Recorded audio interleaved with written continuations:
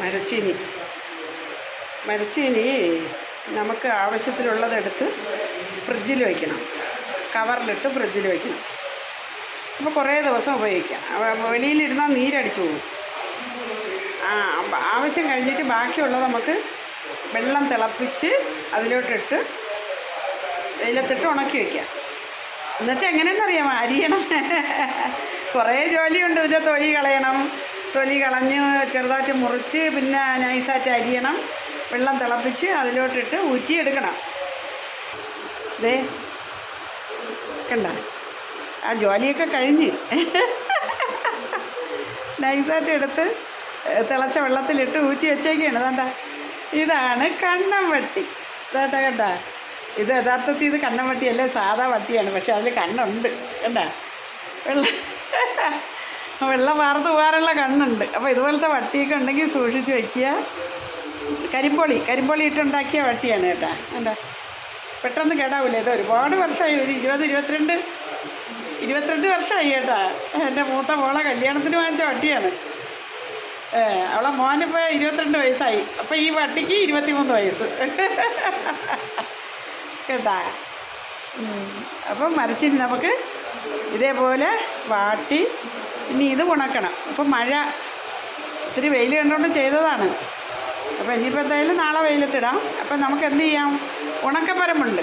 ഉണക്കപ്പരമ്പെന്ന് പറയും പണ്ടത്തെ പായാണ് കേട്ടോ. അത് 23 വർഷമായ പായ തന്നെ. അന്ന് അത് 23 വർഷമായ പായ ഇവിടെ ഇരിപ്പോൾ നമുക്ക് കാണാം. പായ കാണിച്ചു തരാം.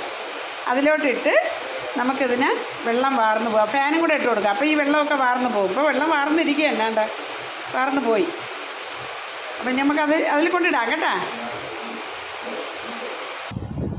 എൻ്റെ ഉണക്കപ്പായ ഉണ്ടാ, ഇതുപോലത്തെ ഒരു പായ എല്ലാവരുടെ വീട്ടിലും വേണം. നമുക്ക് മല്ലി, മുളക്, ധാന്യങ്ങൾ ഇതൊക്കെ ഇട്ട് വെയിലത്തിട്ട് ഉണക്കിയെടുക്കാം. നല്ല എളുപ്പമാണ്. ഇത് ചുരുട്ടി വയ്ക്കാം കേട്ടോ, ചുരുട്ടി വയ്ക്കാം. അതുപോലെ പച്ച ചാണകം ഇട്ട് മെഴുകി വയ്ക്കണം. മെഴുകി ഉണക്കി ചുരുട്ടി അങ്ങ് വെച്ചാൽ മതി, അവിടെ ഇരുന്നോളും. ഇത് 23 വർഷം പഴക്കമുള്ളതാണ്. ഓക്കെ, അപ്പം നമുക്കിതിലോട്ട് ആ മരച്ചീനി ഇടാം.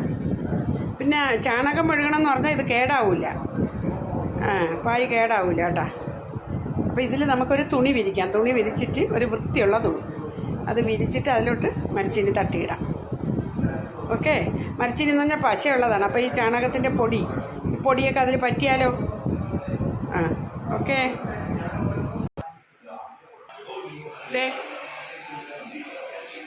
കണ്ടല്ലോ. അപ്പോൾ ഇതേപോലെ നിരത്തി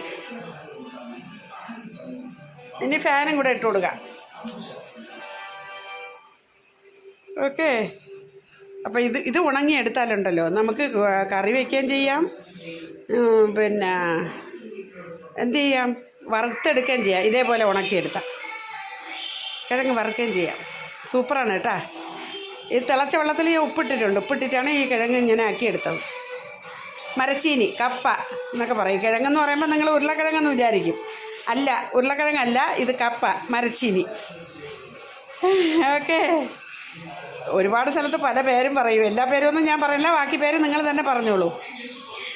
ഓക്കെ, എന്തായാലും സാധനം ഉണ്ടല്ലോ നമുക്കത് പാഴാക്കി കളയാതെ ഇങ്ങനെയൊക്കെ ശരിയാക്കി എടുക്കാം.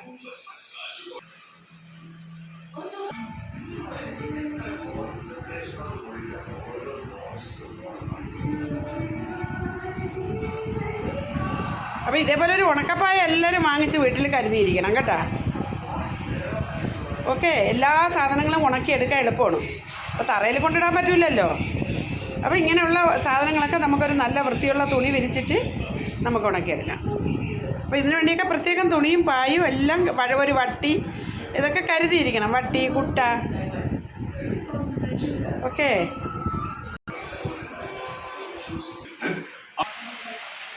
നല്ല മഴയുണ്ട്, മുറ്റത്ത് നല്ല മഴയുണ്ട്.